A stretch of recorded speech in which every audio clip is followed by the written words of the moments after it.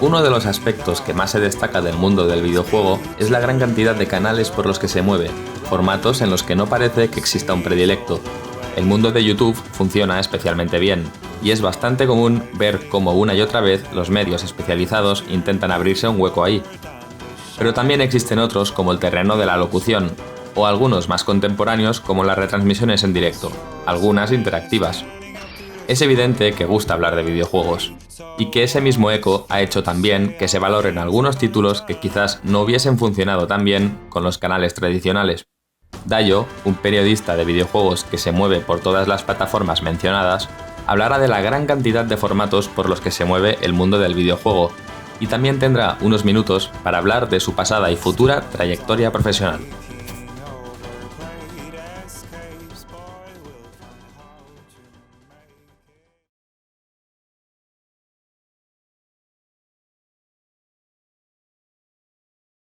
No creo que haya un formato ideal porque cada uno tiene sus fuerzas. En teoría el formato ideal sería el vídeo, porque con eso pues lo combinas un poco todo. Puedes ofrecer argumentos escritos, puedes refinarte, además lo puedes realzar todo con tu voz y puedes utilizar los clips un poco para mostrar el propio juego y así ahorrarte hablar de ciertas cosas como mira los gráficos qué bonitos, sino también lo puedes usar para centrarte en ciertas cosas, no solo hablar de un aspecto del juego, sino mostrarlo bien. Pero es que luego también puedes simplemente limitarte un texto y abstraerte muchísimo más, porque no tienes que pensar entonces en recursos visuales, sino que simplemente piensas pues en tu vida y entonces lees un texto de alguien que está hablando de su pasado o que está hablando de su opinión en un sentido muy abstracto y eso no lo puedes hacer en vídeo, a menos que por supuesto tengas clips de tu infancia, pero también lo bonito del texto es que te permite centrarte en lo refinado que está todo, en cómo lo ha escrito, lo elaborado que está, y eso se puede perder un poco si estás hablando. Entonces, pues es eso. Yo no creo en la fuerza, vamos, en la superioridad de un medio sobre otro, sino que cada uno, pues...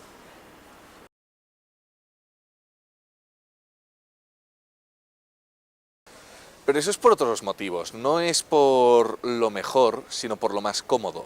Porque leer un texto pues, a ver, en el fondo ver un vídeo te lleva el tiempo que te lleva y hay gente que lee más deprisa o que lee más despacio, pero si ves un texto de 1000 palabras te resulta más difícil, más intimidante que un vídeo de 10 minutos.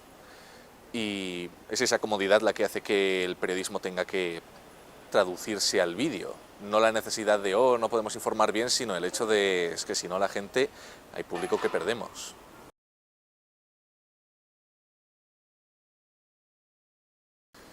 Yo sí creo que en general el humor ayuda. No es que solo en videojuegos, sino en cualquier cosa. Siempre si metes un poco de chispa con un chiste, vas a amenizar muchísimo más la experiencia, porque metes todo el rollo pesado del análisis, el contexto y tal, y de pronto sueltas un chiste, te relajas y continúas. Y eso pues ayuda a que la gente se mantenga, revisas el vídeo porque quieres volver a reírte y como que le da un valor adicional. Y en los videojuegos supongo que es más propenso, pues también porque el público es más joven, es como más vivaracho, digamos, mientras que con otros medios puede ser más sereno, pero creo que la comedia es un valor universal, estés donde estés. Posibilidades tiene, y lo está demostrando, eso desde luego, pero no con todos los estilos. Es decir, yo por ejemplo no creo que pueda hacer lo que hago en un Twitch, porque lo mío exige pararse, hacerte un esquema del vídeo, escribirlo, revisarlo, montarlo, darte cuenta de que la has cagado, volver a montarlo, y si estoy jugando a GTA mientras lo analizo, pues hay veces en las que me tengo que parar porque este tiroteo es difícil o porque me he estrellado o simplemente porque no se me ocurre nada que decir o puede que sea redundante, porque claro, estoy improvisando. Y... Pero a cambio sí que puede servir para todo el formato de los Let's Players, de la gente que es, pues vas a ver cómo juegas, porque es que además ahí gana un plus de naturalidad. Hay, una cosa es ver a Markiplier jugar en diferido en YouTube y otra es ir y saber que ahí está Markiplier jugando y que tú puedes decir algo en el chat y Markiplier seguramente te lo lea.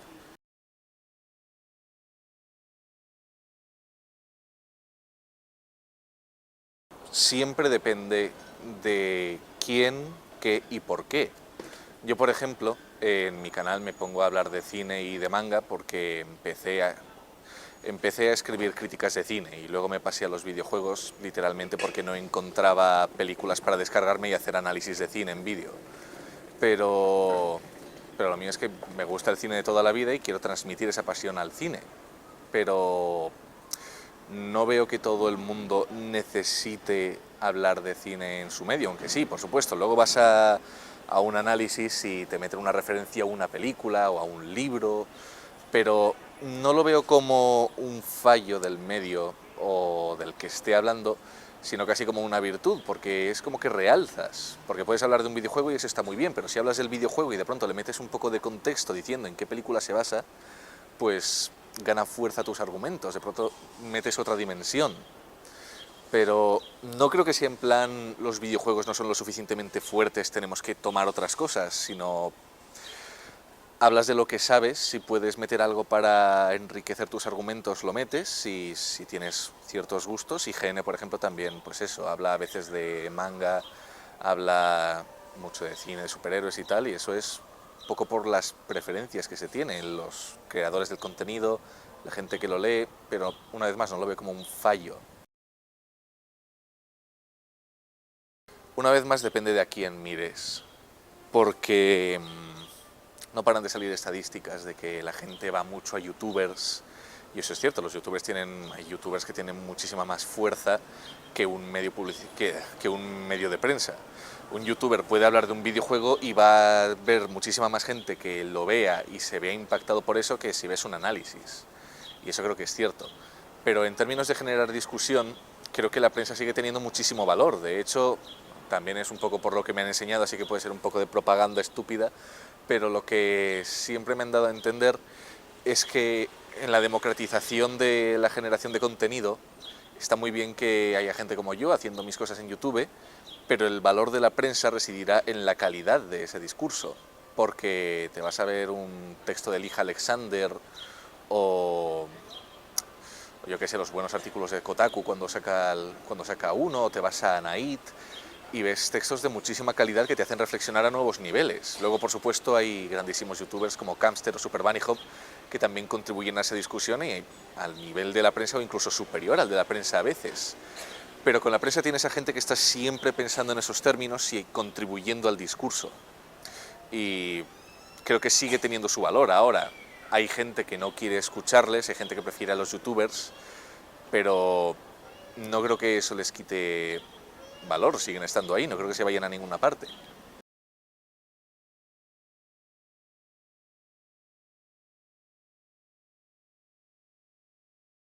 Porque si lo único que ofreces a la gente es lo más básico, va a vivir en un mundo donde solamente existe lo más básico. Si coges a una persona y de pronto le muestras algo increíble, creo que quizá haya quien se vea intimidado por lo elaborado de lo que le estés mostrando, pero habrá quien sienta curiosidad y quiera aprender más. Es lo típico de que si siempre estás viendo cine de Michael Bay y te muestran a Christopher Nolan, pues al principio quizá dirá, oh, está bien, y luego te muestran a Kubrick y dices, oh, esto está mejor aún, y así vas poco a poco ascendiendo y refinas tu gusto. Y creo que así es con la crítica, porque, a ver, sin ánimo de ofender, yo de pequeño leía Hobby Consolas y está bien dentro de su discurso, pero si su discurso me parece que es muy de primerizos, muy de entrada. Y de Hobby Consolas, pues luego pasé a cosas como el blog de Critical Distance o leer los buenos artículos que sube Polygon y ese tipo de cosas. Y entonces a partir de ahí tu forma de pensar empieza a refinarse, sacas nuevos temas, piensas en nuevas cosas y eso si mantienes el discurso básico de una vez más Hobby Consolas, que está bien en sus términos, pero si quieres evolucionar y apreciar más los videojuegos no sirve, pues es imposible, porque tú de por ti solo quizá no sepas que este mundo existe. Pero si lees un análisis de Chico Nuclear hablándote de The Legend of Zelda, que en vez de analizarte el juego de forma tradicional te analiza el personaje de Tingle, pues dices, joder, es que hay todo un mundo que ni he pensado. Y creo que de ahí sale lo de el público inteligente y el análisis inteligente. Periodismo lo quise estudiar porque en un principio lo que quería era hacer cine, pero mis padres me dijeron, tú puedes estudiar lo que tú quieras, pero sácate un título de verdad, y pues tiré por periodismo. Y estaba viendo blogs por ahí en YouTube que me habían enseñado un tipo llamado Doug Walker, el crítico de la nostalgia, y me gustaba mucho lo que él hacía, y de toda la vida pues me gustaba hablar y compartir mis opiniones y tal, y entonces lo vi y quería hacer algo así, quería hacer ese tipo de vídeos que alguien los viera y dijera, wow, nunca había pensado las cosas de este estilo, o que simplemente se entretuviera. Y entonces en cine empecé a hacer blogs estúpidos sobre películas y le hizo gracia a la gente. Y entonces pues le empecé a dar vueltas el concepto hasta que de pronto se me ocurrió que mejor videojuegos, y a partir de ahí abrí el canal. Pero la cosa era que tenía desde hace ya mucho tiempo el deseo de querer hablar y transmitir a la gente, pues eso, mi opinión, lo que pensaba, un poco fomentar el discurso, etcétera.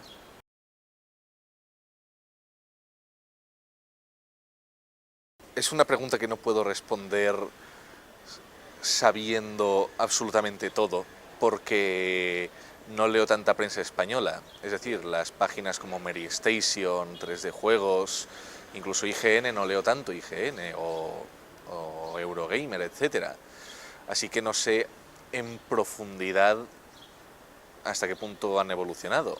Sé que está por ahí Anait y los Anait son la hostia, pero por lo demás sí que quizá necesitamos más páginas que aspiren a ser lo que es Anait.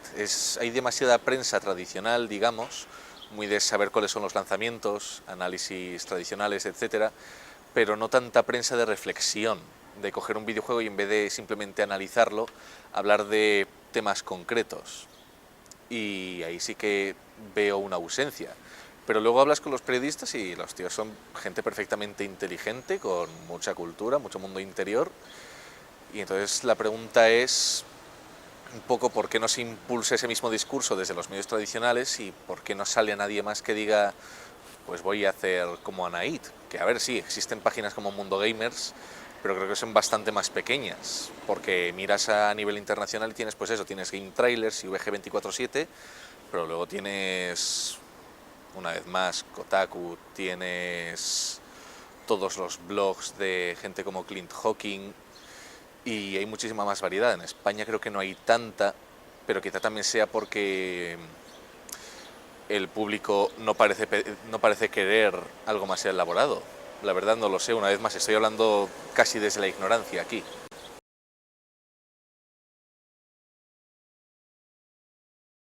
Este es uno de mis muchos plagios a otra gente, y es que leyendo la Edge te ofrecen el análisis normal y luego te ofrecen una cosa que es el postscript, que es el texto a posteriori, digamos. Y tiene más o menos el mismo objetivo que mis análisis expandidos, que es, ya te hemos contado el análisis, ahora vamos a hablar de temas concretos. Por ejemplo, ves el análisis de Silent Hill Downpour y luego su postscript es un poco hablar sobre su forma de hacer terror y sobre momentos muy específicos que ellos dicen por qué no hay momentos como este. O luego hay algún postscript que es una entrevista al creador para profundizar un poco en los temas del juego, etc. Y entonces me gusta mucho esa idea, porque me permite hacer un análisis más tradicional, que en el fondo llega un punto en el que dices estoy harto de hacer análisis tradicionales, quiero hablar en otros términos, y me permite un poco salirme con la mía, de vale, ya hemos hecho este análisis, ahora hablemos de lo que realmente yo quiero hablar. Ahora mismo solo para uno, solo para Mundo Gamers, porque IGN, debido a recortes, prescinden de mí temporalmente y también de un puñado significativo de gente, pero una vez más es temporal. Ahora mismo soy Mundo Gamers y YouTube. Según estoy viendo, también me gusta pensar en mi imaginación delirante que el sueldo que tengo es porque todavía no tengo el título y no puedo decirles, oye, tengo el título, pagadme como es debido. Pero si realmente esos son los sueldos definitivos y luego hablando con otra gente te das cuenta de que es muy, muy, muy difícil ganarse la vida. Me hablaban, por ejemplo, de gente de Alfabeta Juega que apenas superaba el sueldo mínimo, y no estábamos hablando de escritores cualesquiera, sino de gente de arriba, de jefes de sección. Y luego pues eso, hay mucha gente pues como Bruno Sol, que son veteranos y y viven de autónomos como malamente pueden. Y hay muchísima gente que está con colaboraciones y buscándose la vida con otros medios, o simplemente todavía no han terminado de estudiar y tienen con colaboraciones. Pero hay mucha competencia y muy poco dinero, así que en mal mundo me he metido. No negaré que no me lo he planteado en más de una ocasión, porque una vez más, si se cobra tan mal como estoy viendo, Patreon es bastante más cómodo. Y además sería solamente dedicarme a YouTube, lo cual en el fondo me gusta mucho más porque me permite expresarme a mi manera y etcétera. Pero luego surgen preguntas como el hecho de que, digamos que soy un novato, así que si simplemente me dedico al Patreon y luego Patreon cierra o la gente pierde el interés, ¿qué será de mí como profesional? Si alguien me querrá, si se habrán olvidado de mí, si habrá otra persona que me ha reemplazado. Y también está la duda de si la gente querría seguir pagando indefinidamente, porque este Patreon fue solamente hasta mayo. Pero si les digo, oye, que esto es para siempre, quizá ellos digan, oh, te estás aprovechando de nosotros, o simplemente no lo vean esto para siempre. O quizá resulta que sale, pero en un año Patreon cierra. Entonces hay muchísimos factores que me hacen dudar y no me decido a dar el paso definitivo.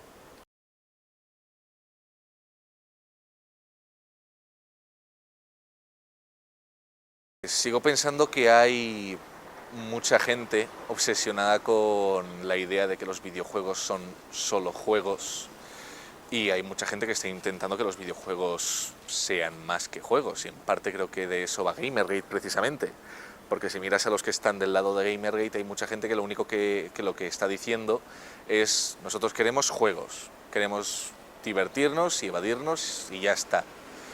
Y también está toda la gente de fuera que sigue viendo los videojuegos como un entretenimiento muy básico. Y entonces, claro, si te metes dentro y quieres intentar verlos desde una perspectiva más seria, como intento hacer yo, como intenta hacer mucha gente, y acabas diciendo, te acaba pareciendo una mierda que tengan que retraerse siempre a ser juegos, que te ofrezcan grandes historias, pero de pronto estás en el nivel 5 y tienes que matar a esta oleada de enemigos. ¿Y por qué lo tienes que hacer? Pues para desbloquear la siguiente cinemática. Y entonces pues cuando te sacan ese tipo de cosas dices, menuda mierda de situación en la que estamos, vaya, no sé si hay esperanzas para nuestro medio. A veces está bien porque hay juegos grandísimos que lo único que quieren hacer es divertirte, y entonces pues genial, porque ahí se disfruta muchísimo que mucho cine de acción pura, muchísimo más quiero decir, pero cuando te sacan algo, uno de estos juegos que se vende como algo profundo, cuando te saca uno de estos juegos que se vende como algo profundo y de pronto ves que es una historia escrita por el primer Mindundi que han cogido y que en el fondo es una excusa para meterte todo el contenido que puedan mal y pronto, pues dices, pues ¿por qué no has cogido y has hecho una película con esto, un cómic con esto? La cosa de los videojuegos son un arte, sigo creyendo en eso y sigo creyendo que deberíamos dejar el debate, no por nada, sino porque llega un punto en el que te cansas de ver por enésima vez a alguien diciendo, oh, los videojuegos son arte, y dices, sí, vale, tratémoslo como tal, dejemos de buscar videojuegos que demuestren que son un arte y demostremos, hablando de videojuegos, como si fueran un arte, porque si no,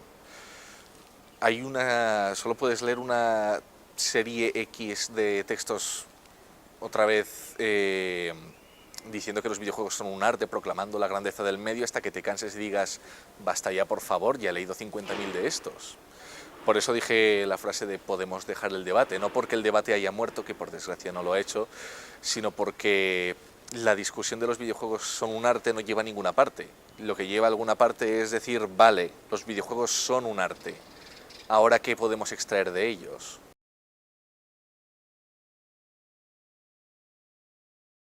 Sí, yo diría que sí.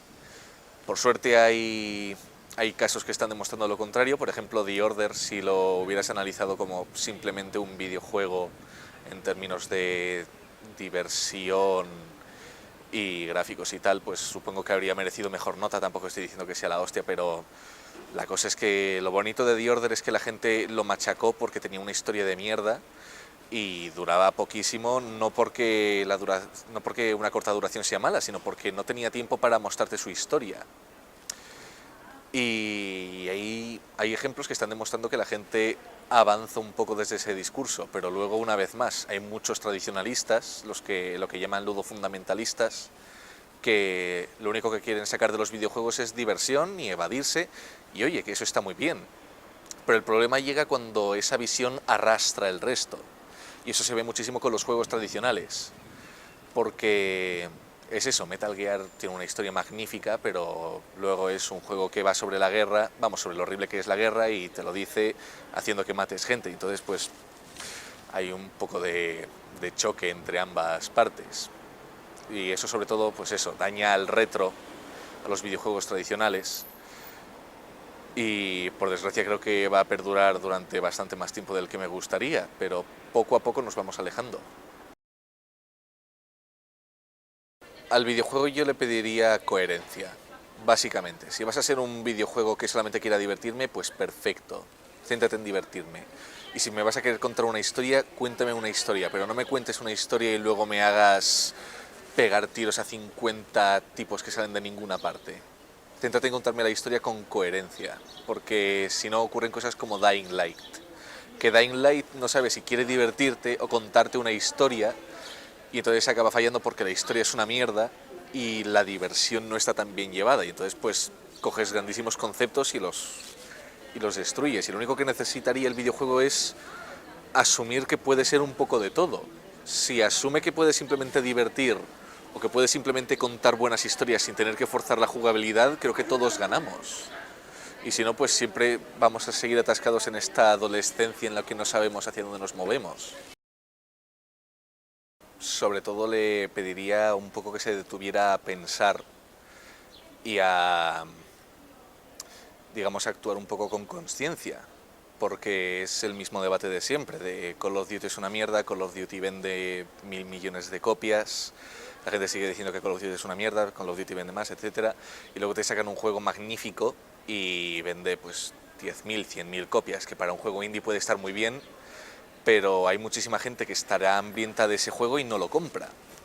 O luego gente que se queja de que los juegos son muy caros, pero luego va a los juegos móviles y dice, oh, es que tengo que pagar 5 euros. Son 5 euros.